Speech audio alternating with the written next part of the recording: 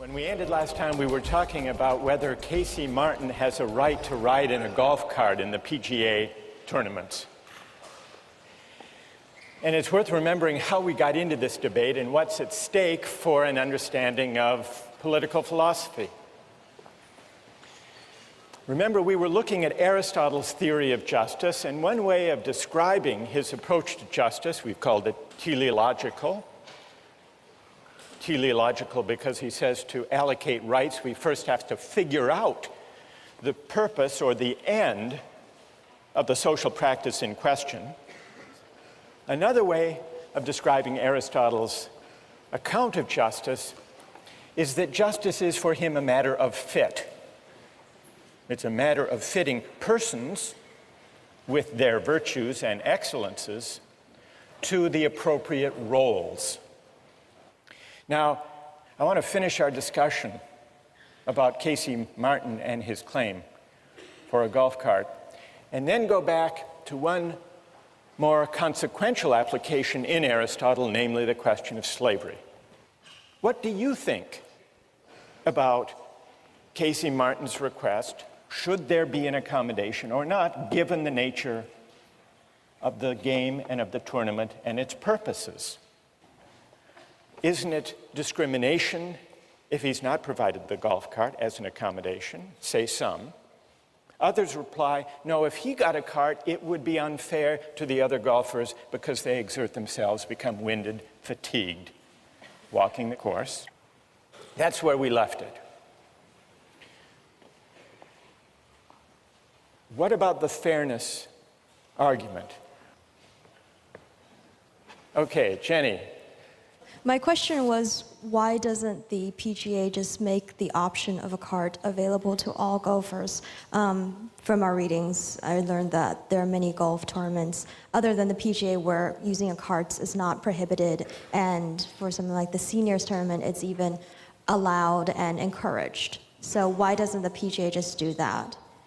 Let everybody use a cart. Or give everyone the option of using a cart and let them pick. So the traditionalists can say, well, I still choose to walk the course, but I do that knowing that I will be more tired at the end than the people who took the cart. Good. All right, so what about Jenny's solution? For the sake of fairness, don't give Casey Martin an advantage, if indeed there is an advantage to riding in a cart. Let everyone who wants to use a cart. Is everyone happy with that solution? Does it put to rest this whole dilemma? Who has an answer for Jenny? Yes. As was brought up last time, if you do that, you kind of ruin some of the spirit of golf, as a lot of people like to see it, if you let everybody take a cart. Even though it gives everybody the same playing field now, it sort of makes golf less of an athletic game, like you pointed out last class. It's just like if someone decides to go into another sport and they want an advantage, like if you have swimming, and then you say, okay, he wants flippers, so why don't we just allow everyone to have flippers during swimming? And what would that do to the Olympic swimming competition if people were free to use? Jenny, and here we better let Jenny reply to this. Da says, it would sort of spoil the spirit of the athletic competition, as if in Olympic swimming you let anyone who wanted to swim with flippers. All right, Jenny, what do you say to Da? It would spoil the spirit of it. You're also ruining the spirit of golf by not letting people who are really passionate about the game and very good at it compete simply because of an aspect of golf which is not... The main point of golf is you use this club to make strokes and hit it into a hole. I'm sorry, I'm not a golfer, but that's basically the gist of the game from what I see it. And I was reading the PGA versus Casey Martin decision. That was one of the sentences that they said is because walking the course is not an inherent part of golf, only swinging the club is. Good, so Jenny replies to Da, well, it isn't really essential anyhow to walk the course. So we're back to the purpose. I mean, I'm sure there are, like wheelchair basketball, there are certain different competitions that can be made for people who may only be able to use their arms. Right. Yes. Michael, what do you think? And you just said that there's stuff like wheelchair basketball, where if you can't play basketball, there's another option. I think there's other options than the PGA Tour, but the PGA Tour is like, it's the best, it's the pinnacle, and you have to have certain requirements fulfilled to perform. All right, Michael, you want to say to Casey Martin, there is such a thing as the Special Olympics for those who are disabled. Go play in the golfing version of the Special Olympics. That's what you would say, Michael. Yeah. I think that walking is part of the sport of golf, and Casey Martin, if he can't walk the course, I don't think he should be able to play on the PGA. All right, good. Thank you very much for that exchange. What comes out of this exchange that goes back to Aristotle's theory of justice? Well, one thing is the question, is walking an essential part of golf? And the very fact that deciding whether there is a right for Casey Martin that the PGA must respect seems to depend, as Aristotle suggests it must, on debating and resolving the question, is walking essential to the game of golf? That's one moral of the story. But there's a second moral to the story from an Aristotelian point of view. What's at stake here, this is the second Aristotelian stake in this debate, is honor. Casey Martin wants the accommodation so that he can compete for the honor of winning the best tournaments. Now, why is it that the professional golfers, the great golfers, testified in this case, Jack Nicklaus, Tom Kite, in the readings, against letting them use a cart, and they, I suspect, would be equally vehement, Jenny, in opposing your suggestion of letting everyone ride a cart, and this goes back in a way to Da's point. How to put this gently? Professional golfers are sensitive about whether their sport is really a sport.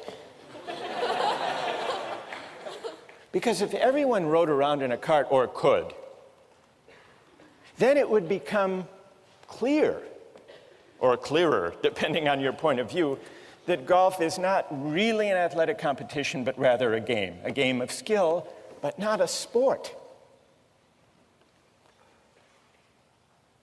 And so not only the question of debating the purpose, the teleological feature, but also from the standpoint of viewing debates about the purpose of golf, what's essential to golf, those debates, Aristotle suggests, inevitably are also debates about the allocation of honor. Because part of the purpose of golf is not just to amuse spectators. Scalia is wrong about that.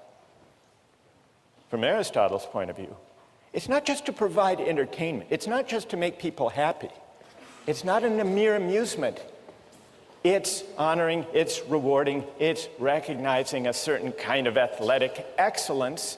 At least those who have achieved the highest honors have a powerful stake in maintaining that view.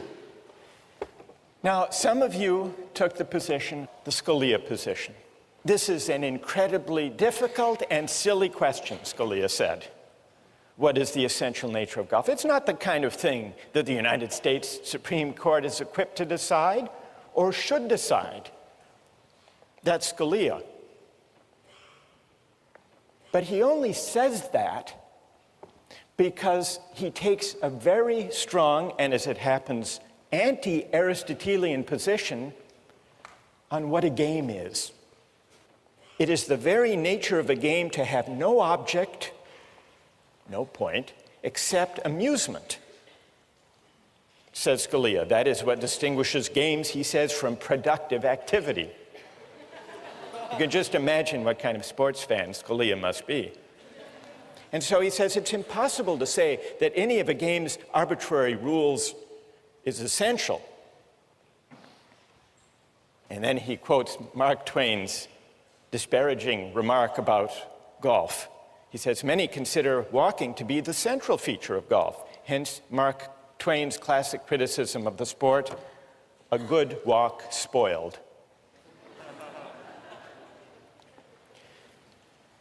But Scalia misses an important feature of games and the arguments about rights and fairness that arise from games when he casts games, sports, athletic competitions as solely for the sake of amusement, as solely a utilitarian activity. But an Aristotelian view of sports says, no, it's not just about amusement. Real sports, real athletic events are also about appreciation, not just amusement.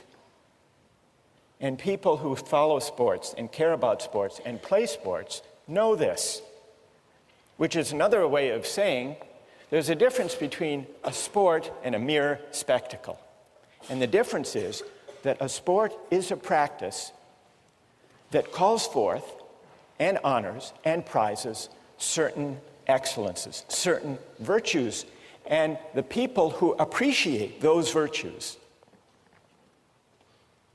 are the true fans, the informed fans, and for them, watching the sport is not mere amusement, but that means that it's always possible to make sense of a debate about what feature of a sport is essential to it. We can make sense of these arguments. Never mind the question whether the court should decide. The PGA, in its own internal deliberations, can make sense of that debate, which is why they cared very much about their view, insisting on their view, that walking and exertion and fatigue are essential, not peripheral parts of sport. Well, this is all to illustrate the teleological and the honorific feature of debates about rights, which Aristotle says we need to take account of in thinking about justice.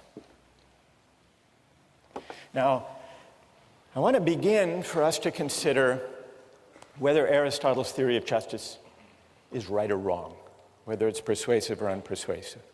And I want to get your thoughts about that. But I want to anticipate one obvious and important objection. If justice is about fitting persons to roles, matching virtues to the appropriate honors and recognition, if that's what justice is, does it leave room for freedom? And this is one of the main objections to Aristotle's teleological account of justice.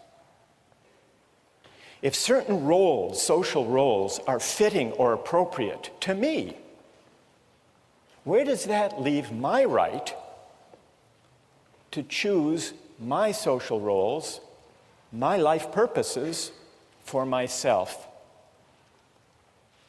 What room does teleology leave for freedom? And in fact, you may remember, Rawls rejects teleological accounts of justice because he says that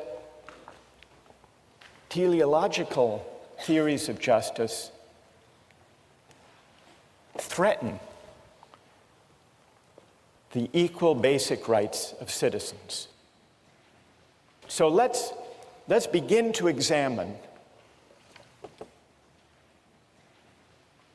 whether Aristotle is right, and in particular, whether his teleological way of thinking about justice is at odds with freedom.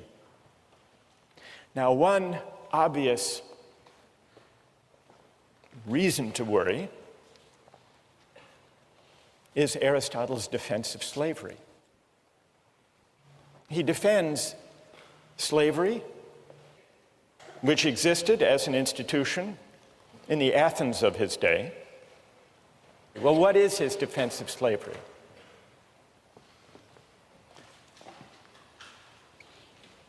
Two conditions have to be met for slavery to be just. First, it has to be necessary. And Aristotle says, at least in our society, slavery is necessary. Why is it necessary? If there are to be citizens who are freed from manual and menial and household chores, to go to the assembly, to deliberate about politics, there have to be some who look after those menial tasks, the mere necessities of life. He says, unless you could invent in some science fiction a technological fix, then there are going to be those who have to do the hard and difficult and menial labor if there are to be citizens deliberating about the good and realizing their nature. So slavery is necessary for the life of the polis, for there to be open to citizens. The life of deliberation, of argument, of practical wisdom. But there's a further condition that has to be met. Slavery has not only to be necessary for the community as a whole to function, but it also has to be the case, remember the criterion of fit, it also has to be the case that there are some people for whom being a slave is the just or the fitting or the appropriate condition. Now, Aristotle agrees that by his own standards, both of those conditions must be met, must be true, if slavery is to be just. And then, in a deplorable passage, he says, well, it is true that there are some people who are fit by nature, who are cut out to be slaves. These are people who differ from ordinary people in the same way that the body differs from the soul. These are people who are meant to be ruled. And for them, their nature is best realized if they're slaves. They can recognize reason in others, but they can't partake of it. They can't exercise it. And somehow we can know this. Now, Aristotle must have known that there was something dodgy, something strained about this claim, because he quickly acknowledges that those who disagree may have a point. And what those who disagree point out is that there are a lot of people in Athens who are slaves, not because they were born to be slaves or fit to be slaves, but because they were captured, they were losers in a war. And so Aristotle admits that as practiced in ancient Athens, slavery didn't necessarily line up with who actually is fit or born to be a slave, because some actual slaves just were slaves by bad luck, by being captured in a war. And on Aristotle's own account, even if it's necessary to have slavery for the sake of citizenship, it's unjust if people who aren't properly slaves are cast in that role. There is a misfit. Aristotle recognizes that slavery for those who aren't fit for the task is a kind of coercion. The reason slavery is wrong is not because it's coerced. Coercion is an indicator that it's wrong because it's not natural. If you have to coerce someone into a role, that's a pretty good indication that they don't belong there, that that role isn't fitting for them. And Aristotle recognized this. So all of this is to say, the example of slavery, Aristotle's defense of it, doesn't show that there's anything wrong in principle with teleological argument or with the idea of justice as fit between persons and roles, because it's perfectly possible within Aristotle's own terms to explain what's wrong with this application, this practical application that he made of his theory. I want to turn to the larger challenge to Aristotle in the name of freedom, but before I do that, I want to see what people think of Aristotle's account of justice as fit, his teleological way of reasoning about justice, and the honorific dimension of rights and of distributive justice that emerged in our discussion of flutes and politics and golf.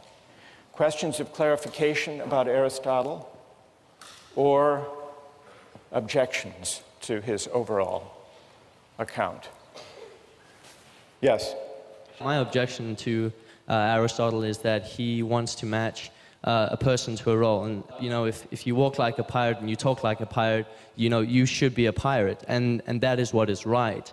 And so what's strange and seems paradoxical to me about Aristotle's viewpoint is that if you walk like a pirate and you talk like a pirate, you shouldn't be an investment banker, because that's not what you're inherently supposed to do. If you have a peg leg and an eye patch and a disgruntled disposition, you know, you should be on a pirate ship on the high seas. So he doesn't, his... Some would say the distinction between the two vocations is not as clear as you suggest. All right, but that's good. I take the point. Yes. Go ahead. It just seems to ignore individual rights. So I might be the perfect janitor in the whole world, and I can do that job the most efficiently out of anybody that exists right now, but I might not want to do that. I might want to do any other number of pursuits, and it seems to say that that isn't really a good option for me. All right, and what's your name? Mary Kate? Good. All right, let's take a couple more. Yes? I think that the golf cart exchange sort of brought up what I see as my main objection to this theological mode of reasoning. I mean, Michael, I think that was your name, right? Believes that walking is an inherent part of golf. Myself, I believe that walking is not an inherent part of golf. And I feel that no matter how long we debate this particular point of contention, we're never going to reach an accord. The theological framework of reasoning, I believe, doesn't really allow us to come to any sort of agreement. All right, and what's your name? Patrick. Patrick. All right, let me try to address this set of objections to Aristotle.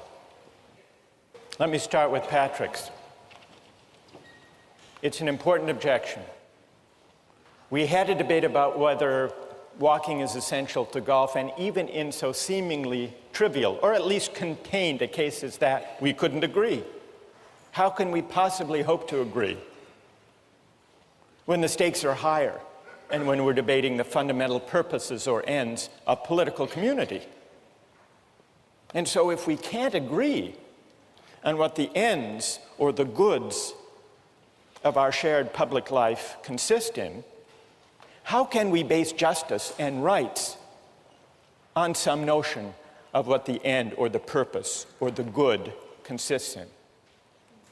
That's an important objection, so much so that much modern political theory takes that worry about disagreement over the good as its starting point and concludes that justice and rights and constitutions should not be based on any particular conception of the good or the purposes of political life, but should instead provide a framework of rights that leaves people free to choose their conceptions of the good, their own conceptions of the purposes of life. Now, Mary Kate said, what if a person is very well suited to having a certain role, like the role of being a janitor, but wants something else, wants to reach higher, wants to choose another way of life? So that goes back to this question about freedom. If we take our bearing as persons from roles that are said to fit our nature, shouldn't it at least be up to us to decide what those roles are? In fact, shouldn't it be up to us to define what roles are suitable to us? And that's going to take us back to the confrontation between Aristotle on the one hand and Kant and Rawls on the other. Kant and Rawls think Patrick has a point. They say precisely because people disagree in pluralist societies about the nature of the good life, we shouldn't try to base justice on any particular answer to that question. So they reject teleology. They reject the idea of tying justice to some conception of the good. What's at stake in the debate about teleology, say Rawlsian and Kantian liberals, is this. If you tie justice to a particular conception of the good, if you see justice as a matter of fit between a person and his or her roles, you don't leave room for freedom. And to be free is to be independent of any particular roles or traditions or conventions that may be handed down by my parents or my society. So in order to decide as between these two broad traditions, whether Aristotle is right or whether Kant and Rawls are right, we need to investigate whether the right is prior to the good, question one, and we need to investigate what it means to be a free person, a free moral agent. Does freedom require that I stand toward my roles, my ends, and my purposes as an agent of choice, or as someone trying to discover what my nature really is? Two big questions, and we'll take them up next time.